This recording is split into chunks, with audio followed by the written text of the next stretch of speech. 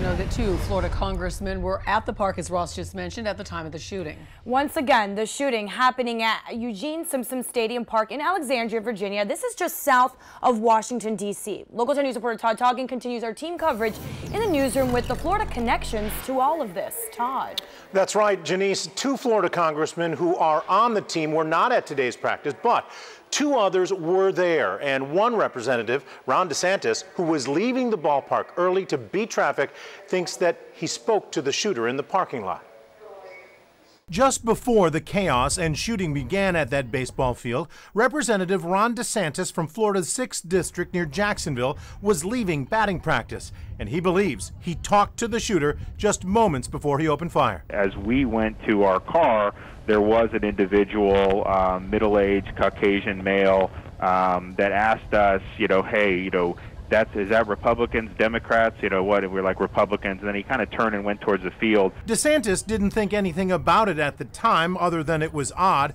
But after learning the majority whip, Steve Scalise, and 4 others had been shot, he contacted authorities. The whip is obviously injured, but that he's gonna pull through, which is obviously a relief. We think the same with the staff. And with Congressman Williams. Another eyewitness, a photographer who was there, remembers seeing the shooter just seconds before he began firing, and he said he seemed very calm. I was standing near first base. I saw a white male with a rifle, and what went through my mind, I was surprised. Why would anybody bring a rifle to a ballpark? After shots rang out, that photographer looked for cover, but actually thought the shooting was over after the barrage of bullets let up. I dove into the dugout on top of a congressman, and because I'm not a gunman, I figured that he was finished, and apparently it was a clip that he was reloading. And he started shooting again. Florida Representative Tom Rooney was there but left early. He said if a gunman wanted to target them, many of the lawmakers were wearing jerseys that said Republicans, and people know they practice there.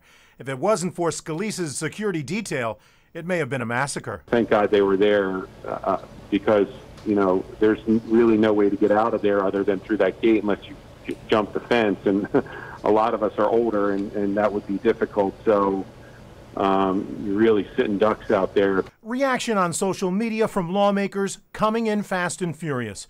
Representative Ileana Ros-Lehtinen, who is set to retire, tweeted thoughts and prayers for Steve Scalise, staff, and Capitol Police heroes who are victims of cowardly shooting.